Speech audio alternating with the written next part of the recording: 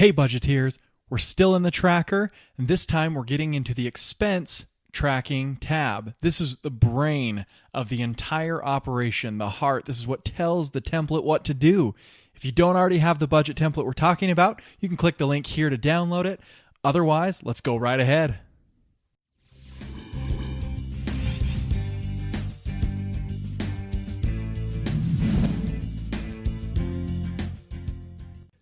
In order to get to the expense tracker, you'll actually have to skip the bucket accounts tab. So go ahead and jump over that. We're going to come back to that after we learn how this is telling everything what to do. So we're going to get into the core here, and then we'll kind of back out in the next video. So stay tuned, but let's jump right into the expense tracker now. Here we are in the expense tracker tab.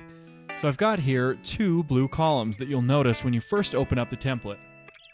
You have month, year, day, amount, statement comment, manual comment, and category.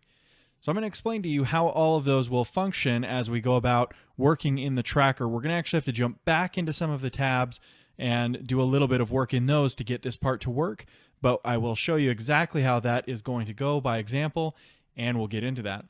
So the first thing that you'll want to note here is that you'll never want to unhide row 2. So you'll notice it jumps from row 1 to row 3. You will never look at row 2. Row 2 is all of your formatting so that you can always enter more rows into your expense tracker. So you have row 3 and 4 here, and what I typically do is I'll even leave row 3 blank all the time. It's up to you, but you can add rows to this by clicking, and if you're on a Windows machine, it will be with your right mouse click. You'll do an insert, and it will actually add another row. And what you'll want to do is you'll add your oldest expenses or income on the bottom rows. So for example, if I was budgeting for the month of January of 2017 and I had income come in on the 5th, and that was the first thing that happened to me in the year, I would go ahead and put my income right here on this line, and I'll go ahead and show you how we're going to do that. So jumping back to the Start Here tab, I'm going to name income as Quincy's income.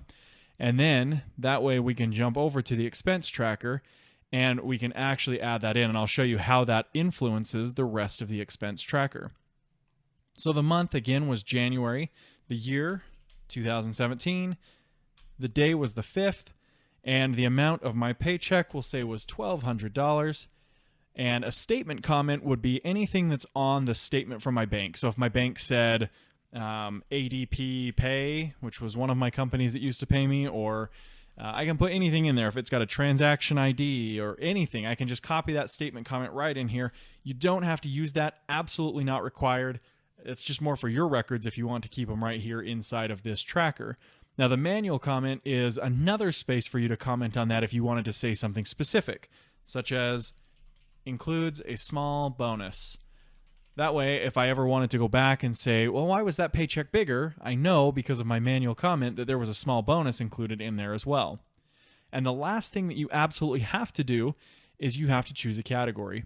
So the required fields here are month, year, you don't need day, amount, and category. So just month, year, amount, and category. Day is optional as well. It's more just for your information so that you can match it back up with your statement. But when you open up category, there's a drop down here. You'll notice that Quincy's income is now an option, and you'll see 2 through 9, 10, and then you have all your debts. You have all of your household-related expenses. They relate directly with these lines right in here in the Start Here tab. So as you're adding your expenses, you can categorize them by choosing from the titles that you've given to your buckets or your accounts over here. Now, as I'm in my expense tracker, this is my income, so I'll select category, Quincy's income. And I can make that a little bit bigger so that I can read it. Not required, but I can do that. Then we'll go ahead for another example, and we'll say that on the 6th, I ended up paying my mortgage. So I'm going to add the mortgage in here as a related expense. So, same process, January 2017, on the 6th. I paid my mortgage, which is actually a negative amount. So I have negative $850 because it's being deducted from my checking account or from my money. Statement comment, mortgage, but on here I want to write mortgage, maybe a small extra pay of $5. So usually my mortgage is only $845, but I paid $850 this time. And my category will be mortgage. So I can click this and I can scroll down and I can find my household related expense mortgage is right here. So I can click on that, or to show you another way that you can do that makes it faster, I can actually just type mortgage right here and it will enter it in. Now, if I spell mortgage wrong, it will actually give me an error and it can get somewhat frustrating. You'll see that it tells you that the value is not valid. And so I'll have to cancel that out. It's going to cancel to mortgage because that's what I already had in there, but it will just go blank again. And if you forget what your accounts are, that's why this drop down is here, so that you can go and find them. So now I have these two expenses in there. Now I'm going to go ahead and I could add another expense right here on row 3, but like I said, I like to keep that one blank as well. It's just a personal preference of mine. You can fill that in if you want. But let's say that the next time I sit down to budget, I had another expense come in. So I, again, insert a tab. It's going to be January 2017, and it's on the 9th for negative $12. And I want to note that it was my Netflix account. And I'll jump over here to household related expenses and write Netflix. Over in the expense tracker, I again can come and find Netflix is right here. Or I can type it in and hit enter. And then lastly, I want to add something to a bucket. So we'll say January 2017, or I guess this isn't adding to a bucket. You only subtract from buckets on this side. And when we go back to the bucket accounts tab in the next video, you'll see how this flows, but I want to show you how adding a bucket is no different in here. So you'll go ahead and you'll write the 10th. It was negative $75. House repair, leaky roof. That's the worst, by the way. Category, I'm going to come over to my start here and I'm going to add a bucket called home repair, and I'll jump over to there and add home repair. So now you'll see I've got 4 different transactions that I've added on here. So this is how you will track your budget throughout the month.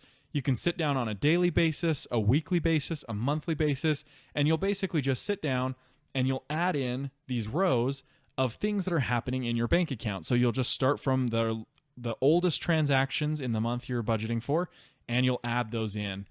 And then when you go back to your monthly summary tab, which we talked about in the last video, you'll notice that those things start to add in over here. So if I expand the income section, you'll notice my income of $1,200 is currently showing. Now, hopefully I budgeted for $1,100 and I got my little bonus. So now I'm seeing a difference of $100. That's great. I'm feeling pretty good about having that $1,200 appear over here. I also paid a mortgage and paid Netflix. So if I look over here, mortgage and Netflix both have payments in there. I know my mortgage is only $845, and I know Netflix is typically $12. So you'll see I overpaid by $5, and I didn't budget for that. I didn't plan on that. And then I paid for Netflix. Now on the buckets, this is where it's very interesting. And again, we'll get into how this works next time. You'll notice that I took $75 out of the leaky roof home repair fund. But if I look in my January of 2017 tab, my home repair bucket has no change to it. So that's very interesting, and we'll talk about why that is and what it's doing in the background. Now, we'll come down to the monthly summary, and we can see that we budgeted $1,100. We had total monthly expenses budgeted of $857, so I should have ended the month with $243, but in reality, I made $1,200, and then I only spent $862, which is $5 more than what I had planned to spend, but I still have extra money because I got that extra $100 in a small bonus, which is great.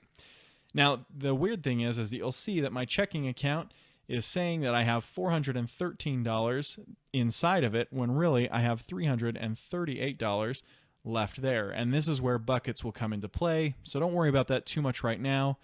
The main aspect of this video that you need to understand is that all of your transactions, everything will happen here. So once you leave January, then you'll just switch and you'll continue going. So your January rows will slowly fall, and you'll start to add February, March, April, May. You can add them all up through December of 2017. And then once you get to the end of 2017, you'll notice there's only 1 year in this template. You will be starting a brand new template, and you'll transfer over your ending balances of everything here, and it starts a fresh new spreadsheet. And that way you can keep things clean, small, and reliable. Nothing will break on you and you don't lose a lot of information. So that's all for expense tracking. It's fairly simple. You just add a row and you add in the details that you want to remember. Again, you must have a month, year, an amount, and a category in order for it to flow over into your summary. And if it's a bucket account, you'll notice that it doesn't flow into your summary, and we'll get into why that is next. Those are the key points. If you have any questions or comments, leave them down below. I'd be glad to help you out, and we'll jump back to the camera. How are you feeling about the expense tracker? It's pretty easy, right? You just add a row and enter in the information about your expense, and it does the work for you. This is the heart, the brain of the whole operation. Everything else is very cosmetic, showing you what you need to know, but this is just where you plug in the raw data and it will transform it into something that you can understand.